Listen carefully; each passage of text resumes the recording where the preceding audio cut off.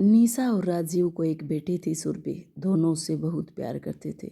जब सुरभि थोड़ी बड़ी हुई तो दोनों ने सोचा एक बच्चा और कर लेते, लेकिन किस्मत को कुछ और ही मंजूर था। बहुत कोशिशों के बाद भी दूसरा बच्चा नहीं हुआ।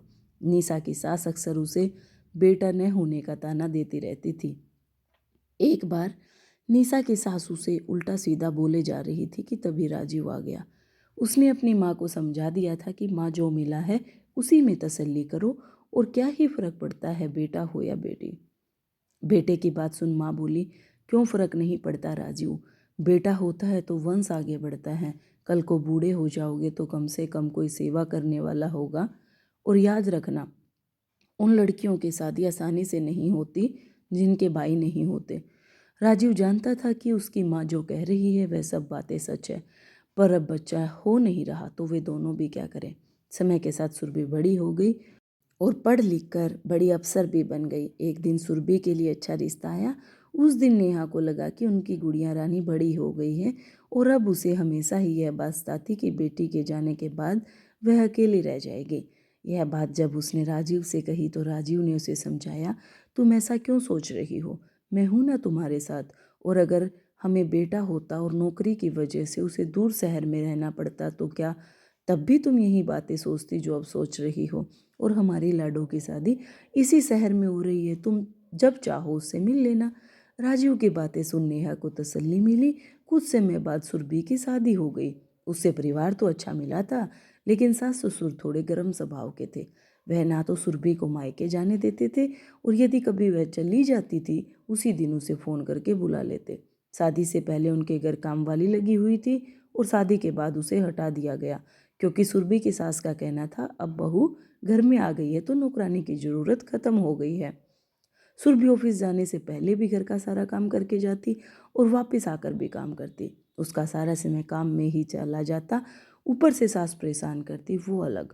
सुरभि अपने पति से कुछ भी शिकायत करती तो वह कहता कि वह इन सब बातों में नहीं पड़ना चाहता, क्योंकि वह ऐसा करेगा तो उसकी माँ को लगेगा कि बेटा बहू का गुलाम हो गया है, और ऐसा वह किसी हालत में होने नहीं देगा।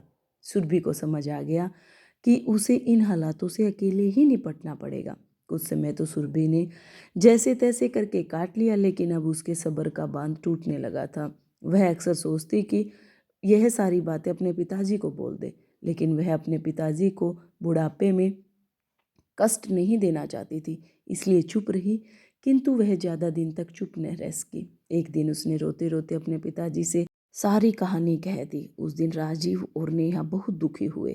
उन्होंने सुरभि को समझाया कि उसके माँ बाप अभी जिंदा हैं, और उनके रहते उनकी बेटी की आंखों से कभी आंसू नहीं आएंगे। अगले ही दिन राजीव और नेहा सुरभि के ससुराल आ गए। उन्होंने सुरभि की सास से बात करनी चाहिए तो सास ने उन्हें भी अपने तीखे तेवर दिखा दिए और खूब खरी खोटी सुना दी।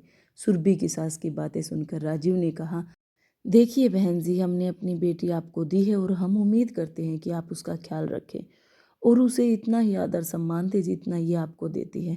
अगर इससे कोई गलती होती है तो इसे डांटे, क्योंकि ये आपका हक है। लेकिन हम यह बिल्कुल बर्दाश्त नहीं करेंगे कि हमारी बेटी की आंखों में आंसू आए। आप जैसे लोगों की वजह से ही लोग बेटी पैदा करना नहीं चाहते। कोई भी माँ बाप बेटी के पैदा होने से नहीं डरता, लेकिन हाँ, उसके नसीब से ज़रूर डरते हैं। वह इस बात से डरते हैं कहीं उनकी बेटी को आप जैसे सास ससुर मिल जाएं जो एक बहू का जीना दूभर कर दें, तो उनके दिल पर क्या बीतेगी। ऐसे में कौन ही बेटी पैदा करना चाहेगा। इतना कहने के बाद राजू ने सुरभि से कहा, बेटा अभी तुम्हारे माँ बाप जिंदा हैं, तुम्हें किसी की बातें सुनने की ज़रूरत नहीं है। अपना सामान बांधो और हमारे साथ चलो। औरत होने का यह मतलब नहीं है कि सब बर्दाश्त करते रहो। सुरभि ने अपना सामान बांधा और अगले दिन अपने मायके आ गई। अब सुरभि अपने माँ बाप के साथ रहती है।